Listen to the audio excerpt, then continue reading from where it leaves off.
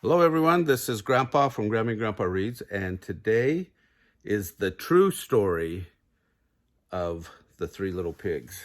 And it's by A. Wolfe, as told by Jon Scieszka and illustrated by Lane Smith. That's funny that it's written by A. Wolfe. Here we go. Everyone knows the story of the Three Little Pigs, or at least they think they do, but I'll let you in on a little secret. Nobody knows the real story because nobody has ever heard my side of the story. I'm the wolf, Alexander T. Wolfe. You can call me Al. I don't know how this whole big bad wolf thing got started, but it's all wrong. Maybe it's because of our diet. Hey, it's not my fault wolves eat cute little animals like bunnies and sheep and pigs. That's just the way we are. If cheeseburgers were cute, folks would probably think you were big and bad too. That is true. Right? But like I was saying, the whole big bad wolf thing is all wrong. The real story is about a sneeze and a cup of sugar. This is the real story. Way back, once upon a time, I was making a birthday cake for my dear old granny. I had a terrible sneezing cold, and I ran out of sugar. So I walked down the street to my neighbor for a cup of sugar. Now, this neighbor was a pig, and he wasn't too bright either. He had built his whole house out of straw.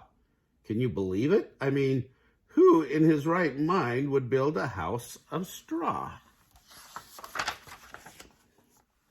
So, of course, the minute I knock on the door, it fell right in. I didn't want to just walk in to someone else's house.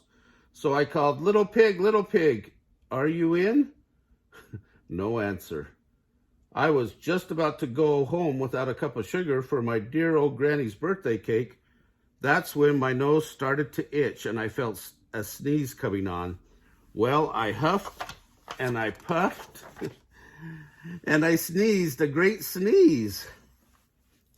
Achoo! And you know what? That whole darn straw house fell down, and right in the middle of the pile of straw was the first little pig, dead as a doornail. He had been home the whole time. It seemed like a shame to leave a perfectly good ham dinner lying there in the straw, so I ate it up. Think of it as a cheeseburger just lying there. I was feeling a little better, but I still didn't have my cup of sugar, so I went to the next neighbor's house. This neighbor was the first little pig's brother. He was a little smarter, but not much. He had built his house of sticks. I rang the bell on the stick house. Nobody answered. I called, Mr. Pig, are you in? He yelled back, go away, wolf. You can't come in. I'm shaving the hairs on my chinny chin chin. I had just grabbed the doorknob when I felt another sneeze coming on. I huffed and I snuffed and I tried to cover my mouth, but I sneezed a great sneeze. And you're not going to believe it, but this guy's house fell down just like his brother's. When the dust cleared, there was the second little pig dead as a doornail. Wolf's honor.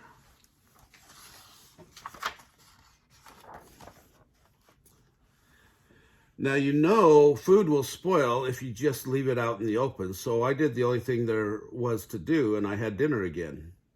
Think of it as a second helping.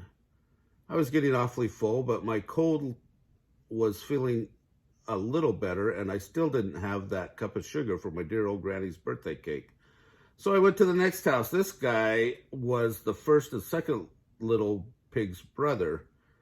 He must have been the brains of the family. He had built his house of bricks. I knocked on the brick house, no answer. I called, Mr. Pig, Mr. Pig, are you in? And do you know what that rude little porker answered? Get out of here, wolf.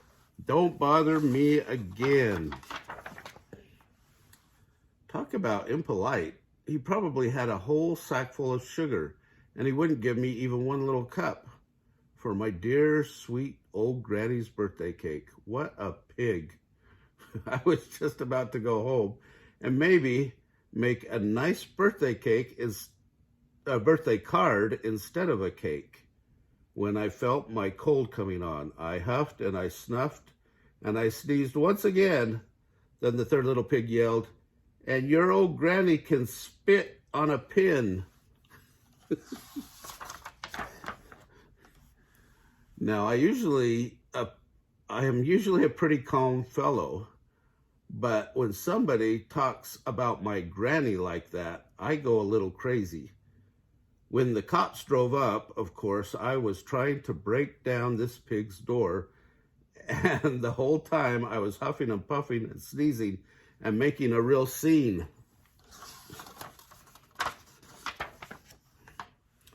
The rest, as we say, is history. The news reporters found out about the two pigs I had for dinner.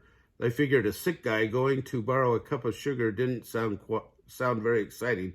So they jazzed up the story with all of that huff and puff and blow your house down, and they made me the big bad wolf. That's it, the real story. I was framed. But maybe you could loan me a cup of sugar. The end. Well, now we know it from the wolf's mouth. Remember to like our videos and subscribe to our channel.